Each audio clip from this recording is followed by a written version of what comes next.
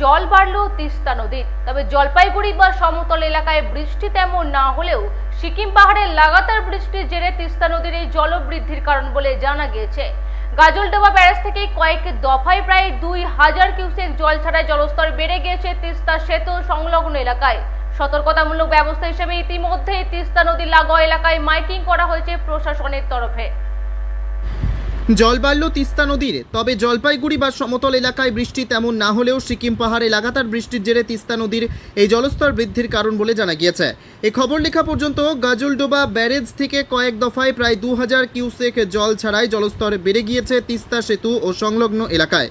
সতর্কতামূলক ব্যবস্থা হিসেবে ইতিমধ্যেই তিস্তা নদী লাগোয়া এলাকায় মাইকিং করা হয়েছে প্রশাসনের তরফে।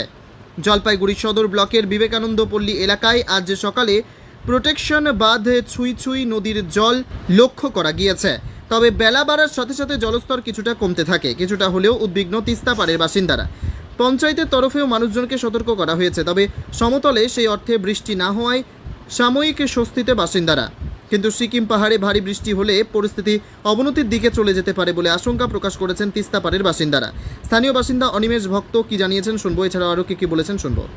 সকালবেলার দিকে তিস্তাতে দেখতেছি যে জল বাড়তেছে, তাই শুনছি যে সিকিমে প্রচুর বৃষ্টি হচ্ছে, সেজন্য হরপাবান আসার সম্ভাবনা আছে। তো আমাদের এখানে যে প্রোটেকশন বাঁধটা যে আছে, তো সেখানে পাইপলাইনের কাজ হয়েছে। তো সেই বাঁধটা নিয়ে এখন আমরা খুবই চিন্তায় আছি। কেন? যদি বাই চান্স কোনো দুর্ঘটনা ঘটে যায়, বাঁধটা ভেঙে যায় যদি বলেন। হ্যাঁ।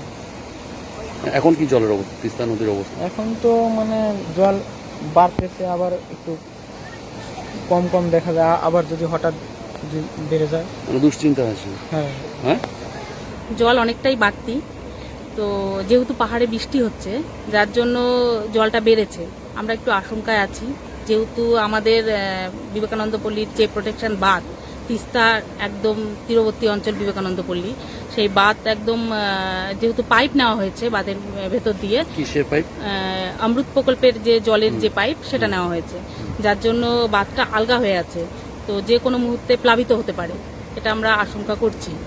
তো এর জন্য আমরা একটু টেনশনেই আছি বিষয়টাকে নিয়ে। মানে এলাকাবাসীদের সতর্কতামূলক কিছু ঘোষণা বা কিছু করা হচ্ছে? হ্যাঁ, জিপি থেকে অ্যানাউন্স করা হয়েছে, এবং আমি পঞ্চায়েত সদস্য হিসাবে আমিও বাড়ি বাড়ি গিয়ে বলছি। কারণ বাচ্চারা একটু আগেই দেখলাম যে নদীতে নেমেছিল, ওদেরকে উঠালাম, তো যাতে ওরা নদীতে না নামে সেটাই বলা হচ্ছে।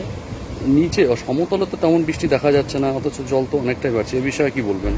পাহাড়ে তো প্রচুর বৃষ্টি হচ্ছে, আমাদের যেটা খবর আছে পাহাড়ে প্রচুর বৃষ্টি হচ্ছে, যার জেরে হরপাবানের আশঙ্কা করা হচ্ছে। জল কি এই মুহূর্তে কি অবস্থা, বাড়ছে তিস্তা নদীর? হ্যাঁ, বাড়ছে। জলপাইগুড়ি থেকে সানি রায়ের রিপোর্ট, পিবি নিউজ।